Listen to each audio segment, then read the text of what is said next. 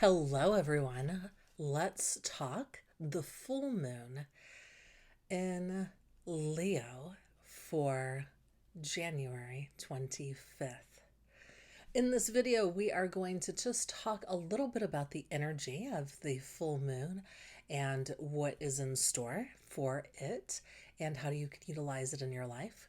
We're going to do a little bit on essential oils and how to best utilize them during this full moon. If you've got some full moon rituals, it's a great time to be able to do the essential oils to bring those in.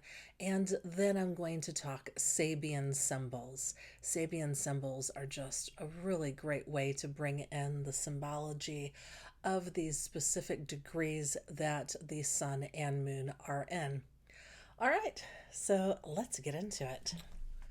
Okay, so on January 25th at 12:53 p.m. Eastern Standard Time, Sun Aquarius will be opposing Moon and in Leo at 5 degrees and 15 minutes.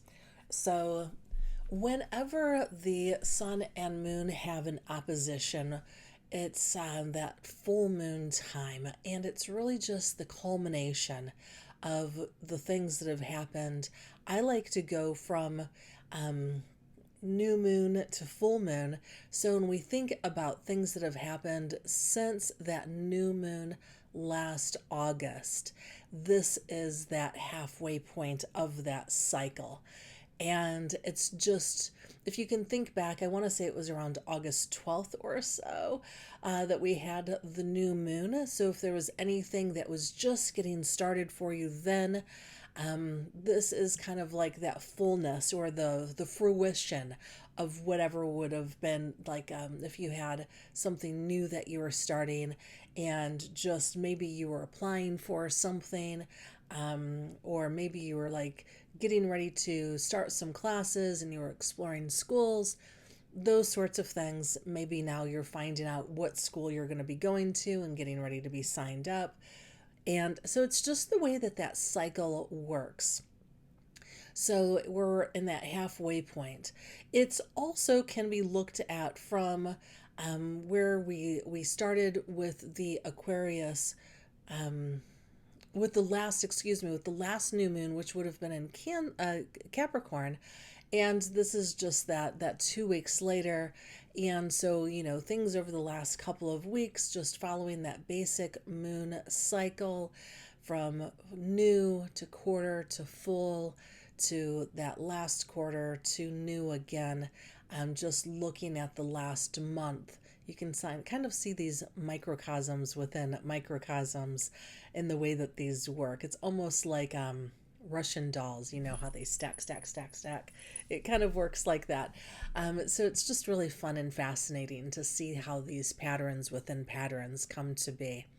So when we are at the full moon, the energy of it is really just the fullness, the culmination. So if you were starting things around new moon, this is going to be the culmination of that halfway point in that season and that cycle before things begin to go into the black of the moon or going into the dark of the moon, which will then be in 2 weeks at the next new moon in Aquarius.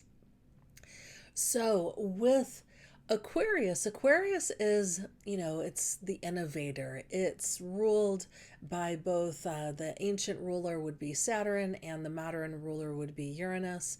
And it's really about the structures that are kind of come into place around Capricorn season, and how now that you know what the structures are, now that you know where the framework is, now that you understand the rules of engagement, Aquarius is really great at breaking them, rebelling out of them, thinking beyond them. Aquarius does not have a box. So try to put a box around an Aquarius, see what happens. So with this energy, Aquariuses are just really known for being very true to who they are and just not really caring what anybody thinks. It's one of my favorite things about Aquarians. If you know them, you know them. And it's, you can usually spot them a mile away because they're the ones who look a little different than anyone else. And I think that's brilliant. I love that. Then we've got the energy of the moon. So before we get to the moon, so with the sun is all about our identity and how we're seen in the world. Where the sun shines, there is light, and that's where we see. So with the Aquarius sun, it's highlighting that Aquarius energy, but it's how we are seen in the world. And then the moon represents our emotions and anything internal or deep within us. It's the feminine moon, masculine sun, yin, yang, how they come together, our outer world, our inner world, and the energies of this time, Aquarius and Leo. So Leo is all about passion, all about art, fiery. Aquarius is cold and air, so very mental, where Leo is very creative and warm.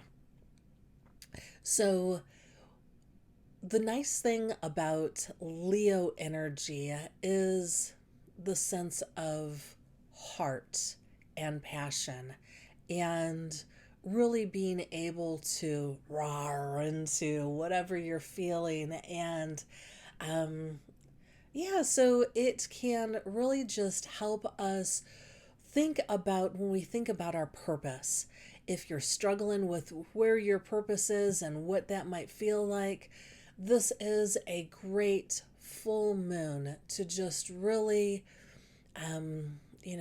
put your purpose out there, write it out, or express it in a creative way.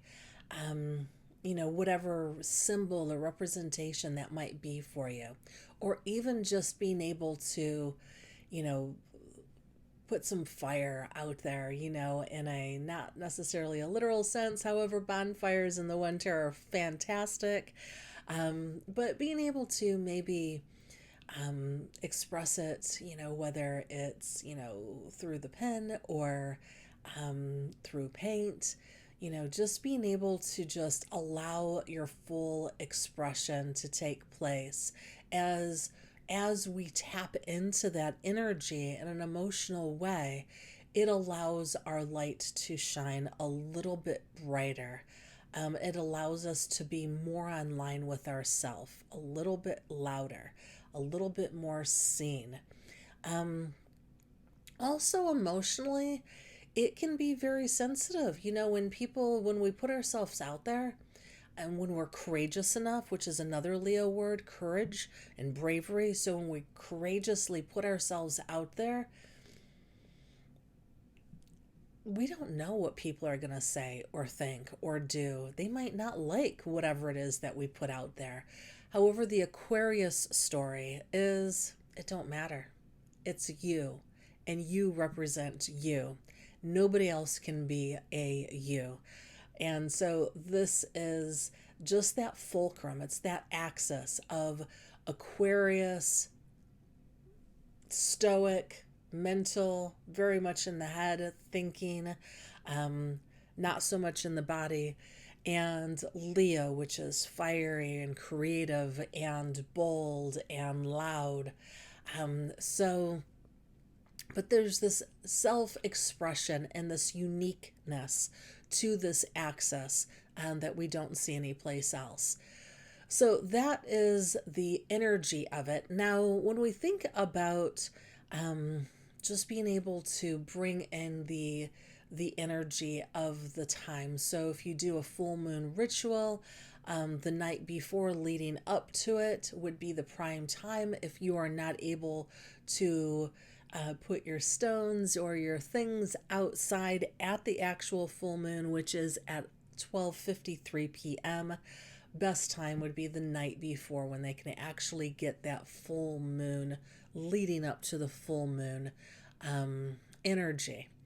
So, and If you're not able to catch it, as long as you catch it while the moon is still in Leo, which will still be the evening of the 25th, you can still catch it then. So it's we're on the other side of it, not leading up to it, but it's still a great time. And when I do my full moon ritual, I like to write down. I like to write down all of the things that I am just ready to let go of, as I'm just releasing the fullness of, I'm here. It's this is the fullness of what I'm feeling. Now I want to be able to release that to make room for the next season of growth with the next new moon coming up. Some mantras that you can do would be: I am brave and courageous. I am unique. I am purposeful. I am loved. I am my most unique and beautiful self. So those could be a few. You can make up whatever type of mantra works best for you, but those are a few that you can try on. Um, you can also use this time if you like to journal, or to be able to write things down, to be able to really journal into your sense of purpose, or the thing that lights you up inside, the thing that just ignites your soul, the thing that just makes you feel alive. Just really recognizing and honoring those things is another way that you can utilize this energy. Yeah. So, all right. So, with that said, let's now talk about the sabian symbols. So, we're going to go into sabian symbols, and then we're going to talk essential oils. I love talking plants and planets. I'm going to save that for last. So, with the sabian symbols, you can look up, if you're not familiar with what the sabian symbols are, you can look it up. A short story is, back in the late 1800s, this man named Mark Edmund Jones went to this park, I want to say in San Diego or San Francisco, with the psychic, and he just had a pouch filled with like 1 degrees Aries, 2 degrees Aries, so like a flashcard for each degree of every sun sign. So there were 360 cards in his pouch, and he would randomly pick up a sign with the degree and hold it up, and the psychic had an image that came to her, and he would write it down, and they did this for the afternoon, 3 or 4 hours, and he captured her downloads. And so it's just rather magnificent to be able to use these sabian symbols. They've been around a long time. Lots of astrologers use them because it really captures the essence of that degree. So if you know of anybody who is born on January 25th, Aquarius, it would be, so when we look at the sabian symbols, the sun and moon, being that they're in opposition, are going to be at 5 degrees. So we're going to look at the 6th degree of each of the sabian symbols for both the sun and the moon. Now, one of the most, I'm going to just got a little bit of a few notes from a couple of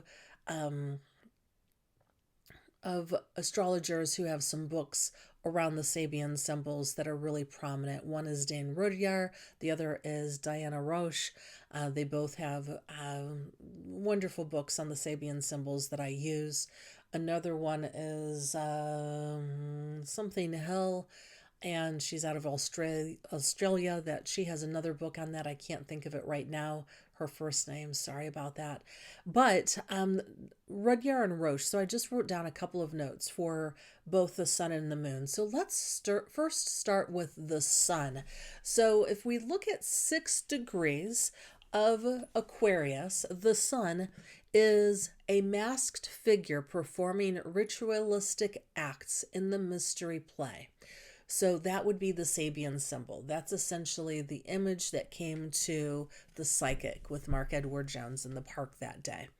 And so, just to break that down, just thinking of a masked figure performing a ritualistic act in a mystery play. So, Rudyard breaks this down as, I'm just going to read from my notes. Biological and cosmic energies can be used to ensure the social processes do not lose touch with the deeper realities of the planetary and universal life. Rituals are binding, and often the performers wear masks, for they do not act as human persons but focal points for the release of the transpersonal forces. So when we think of just the symbology of masked figures in this mystery play, performing ritualistic acts, it's very much that transpersonal. It's going beyond the realm, but yet we're seeing these images and what they're doing. And so it's just kind of really fascinating symbology.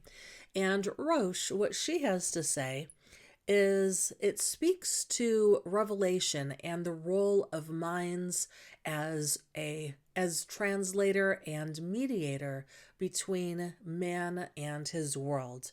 This speaks to man's desire for spiritual truth and his attempts to comprehend the secrets or the purpose of life. And so that's so amazing, especially when we think of Aquarius at this degree, as Aquarius is often seen beyond the realm. In Tarot, Aquarius is the star card. It's the galaxies. It's, that which is beyond. And yeah, I just love just this imagery of being able to, the man who's masked and just transcending or going beyond or taking the audience beyond through this play. So I just thought that was a really fascinating degree of the sun by those two individuals, Roche and Rudyard. Now let's just take a look at the moon. So with the Leo moon, which would be the opposition, the Sabian symbol is a conservative, old-fashioned lady is confronted by an up-to-date girl. So I like how the symbology, it's kind of similar, sort of, but different. And so let's just take a look at what Rudyard says about this. So he goes on to say it's the collective and cultural and social crisis which challenges us to realize the relativity of social values. And Roche says dramatization of opposites, learning to cooperate and look at life from the reverse or the flip sides of things, looking beyond the surface to find common ground, to have a mutual appreciation for what the other side has to offer. What I really love about this energy is how prominent it speaks to both Aquarius and Leo. Being able to be your unique self and being able to accept that in ourselves and others. When we see things that other people do that's outside of the norm, often we scoff at it because we don't understand it. We think that it's wrong. We've got our values or our belief systems around what is right. And it pushes, when we see people do something that's outside of that, it pushes that. And by looking at the flip side or looking at the other perspective, we are able to add to our individual perspective and grow and learn and see things in a broader way than we would not have been able before. And so when we just look at this lady dressed in old fashioned versus this new young fashion girl, there could be the sense of jealousy, or who is she to dress like that? Or I wish that I was able to dress like that. Or, oh, look at the fashions, whatever it might be. But I'm not talking necessarily superficial. I'm talking beyond that. I'm talking about recognizing the differences between us, being able to see past it, and be able to embrace those differences, looking at the flip side of things. All right, so I just thought that those Sabian symbols were fun, and I just wanted to hit on them very briefly. So let's talk essential oils.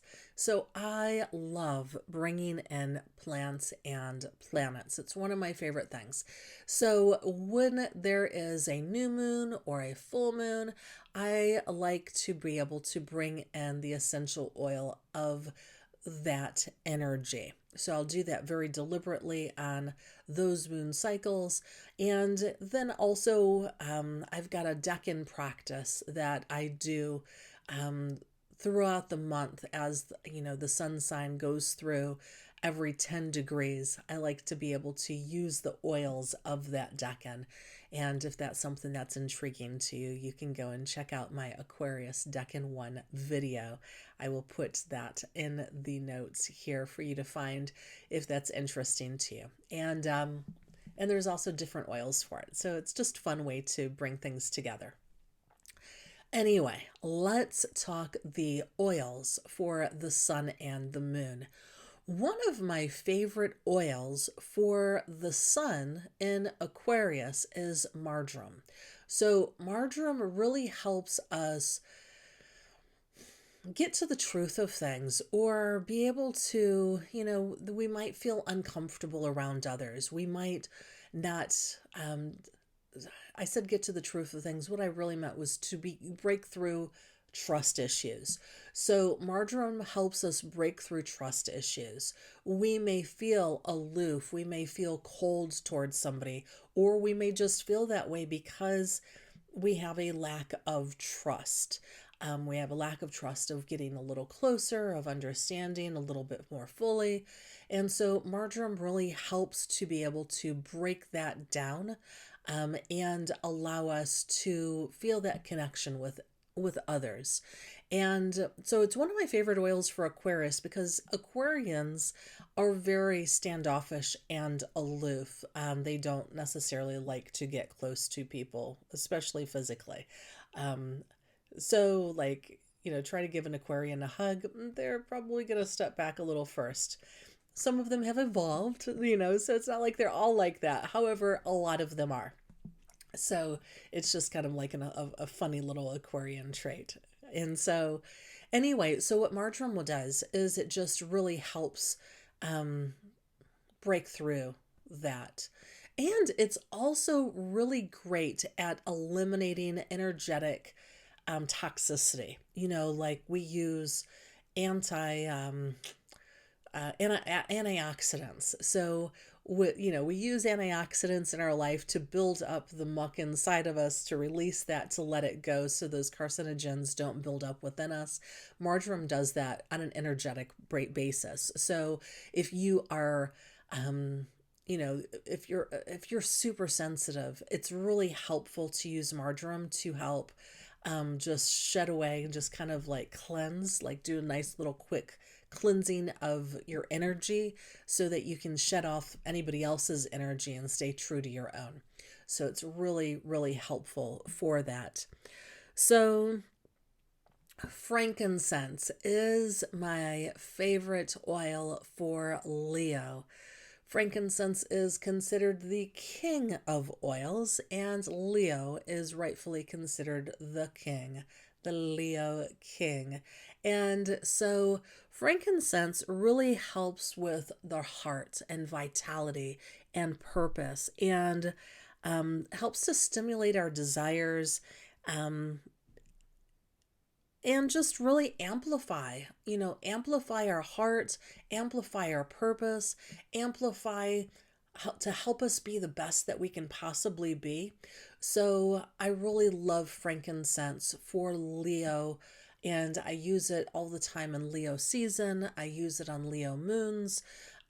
It's just really nice to tap into. Or if I'm just looking for a little extra connecting to my spiritual higher purpose truth, I'm going to pull out some frankincense. It has a lot of other amazing benefits, especially around heart and circulatory systems. that is just phenomenal to be able to use. It's one of my favorite general all purpose oils, but I really love it for Leo. So, oh, and so if you want to diffuse them, I would diffuse them in equal parts, marjoram and frankincense. 2 drops of each would be more than enough. They're both very strong oils. You don't need much. All right. So if this full moon update was beneficial to you in any way, please like and subscribe. It really just helps me with my momentum and just wanting to do more of these types of videos, and it will help get it to your box a little sooner than later. All right, y'all. I hope that you utilize these things in some way. I'd love to hear any comments that you have to share about your full moon ritual, about how those Sabian symbols resonated with you, how the essential oils helped to balance out that Aquarius and Leo energy that's happening. Or also, if you just want to tell me what some of your favorite full moon practices are, I'd love to hear them. Put them in the comments below. And until next time, take care, y'all.